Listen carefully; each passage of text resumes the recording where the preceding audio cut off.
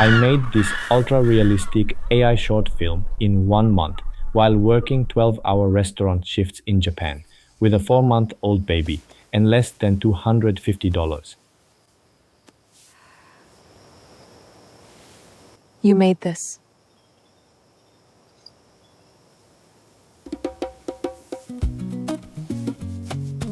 This wasn't supposed to happen. For years, I thought the stories I wanted to tell were impossible for someone like me to make. Gardujin. Too expensive, too ambitious, too cinematic. But AI changed something. Not because it magically makes great films, but because for the first time, someone with almost no time, almost no money, and no crew can finally begin. Back in 2019, I created a project called Stardust. It was supposed to become something much larger, a world, a long story, possibly even a series. But life happened. Years passed, countries changed, work changed, and survival became more important than filmmaking. So the project stayed unfinished for years. Then AI tools started becoming better, and I realized something. Maybe I still couldn't afford the film I imagined, but maybe I could finally begin it. So I decided to create the star he made, a small prologue to Stardust. The story itself is very simple. A young boy named Johanno spends the afternoon making a star for his father. Something personal, something careful, something made with love. But when he tries to give it to him, his father never even looks up. And that night, his mother quietly places the star around his neck and tells him, Gardujin. Keep it safe. That's the whole film. No villain, no big drama. Just a child discovering the loneliness of being unseen by someone he needs. And honestly, maybe a lot of artists understand that feeling. The first thing I recommend is don't start generating randomly. Even with AI, you still need direction. Otherwise, you'll get lost halfway through the project. So before generating anything, I made a rough storyboard draft. Not because it had to be perfect, but because I needed a map. One thing people don't talk about enough with AI filmmaking is this. AI removes many limitations, but it also creates infinite possibilities. And infinite possibilities can destroy a film. You keep changing ideas, generating more shots, trying different directions, and suddenly the story disappears. So my advice is keep your original storyboard, always, even if you improve scenes later, because eventually you might lose track of what you originally wanted emotionally. The good thing about AI is that we don't need to physically go to a set anymore. We can sit at the computer and continue improving scenes, but the emotional direction still matters. That part is still filmmaking. After the storyboard, I moved into image generation. Inside Higgsfield, I used Google Nano Banana Pro for most of the visuals. At the time I made this film, many other models still produced faces that looked plastic or artificial. Nano Banana Pro gave me the most realistic results, especially for skin, expressions, and subtle imperfections. And realism mattered a lot for this film, because if the audience stops believing the characters, the emotion disappears immediately. The hardest thing wasn't generating beautiful images. AI can already do that. The hardest thing was consistency, making the same boy feel like the same person across different scenes, making the world feel connected, making the lighting feel intentional. Consistency is where the real filmmaking begins.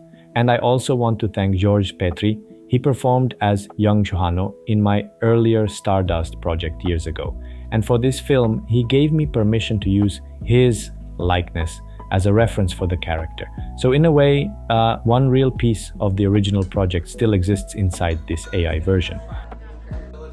Yeah, this time can you try like this? Like you say, you're gonna read a story, and then you sit here, and then you will be yeah, sit there, and then you will be unconscious. So you are like a little bit. Are you finished? I'm gonna bring Something like you wake up and you what do you want to do? I used Higgsfield souls to create the consistent characters based on the generated images. And for some shots, I used those images as start frames and end frames with Kling 3.0. That helped create smoother cinematic motion. One thing I learned very quickly is you don't always need extreme movement. Sometimes AI films look fake because everything moves too much. Real cinema is often patient, slow movement, careful framing, stillness.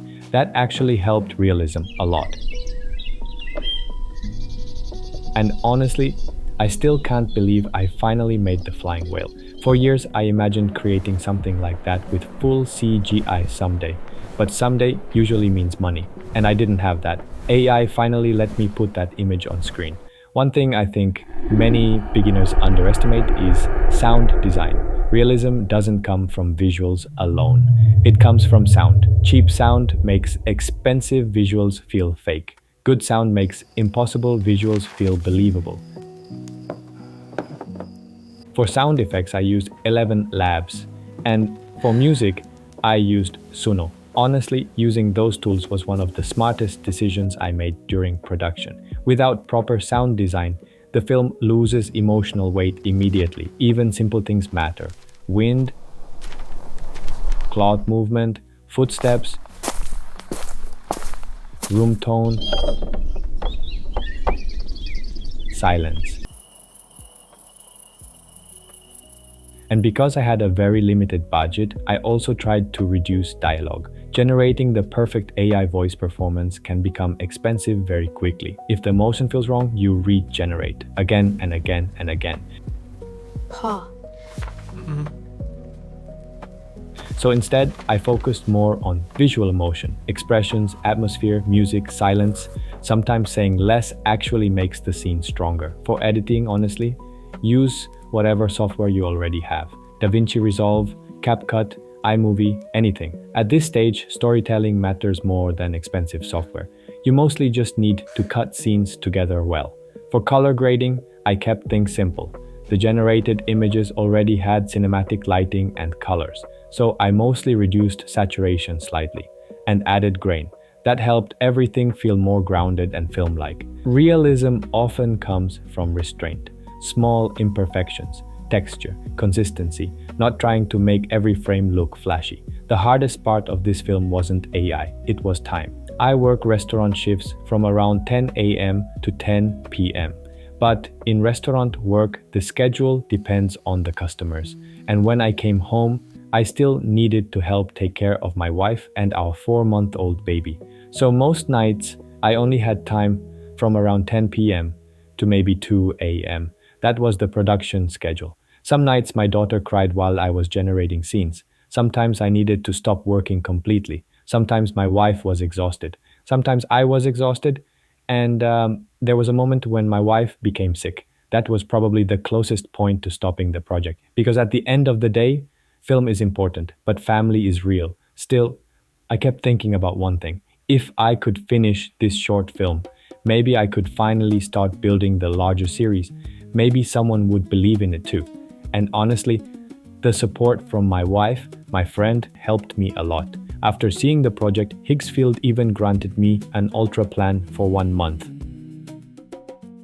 And moments like that matter, especially when you're trying to build something alone.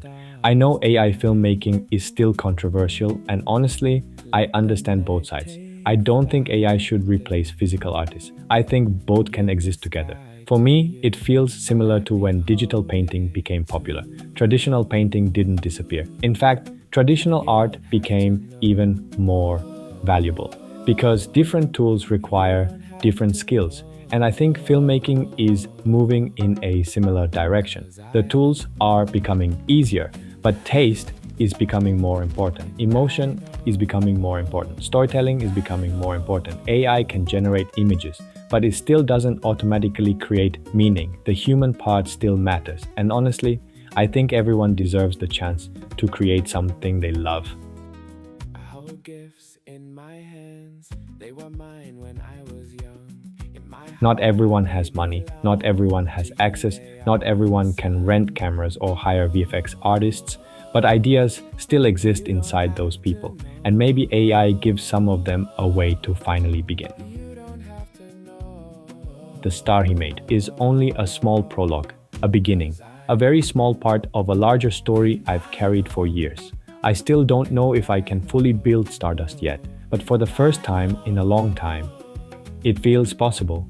And honestly, That feeling alone already means a lot to me. So if you're someone with no budget, no connections, no perfect setup, maybe don't wait for permission. Just start making things, even small things, even imperfect things, because sometimes a small beginning is enough.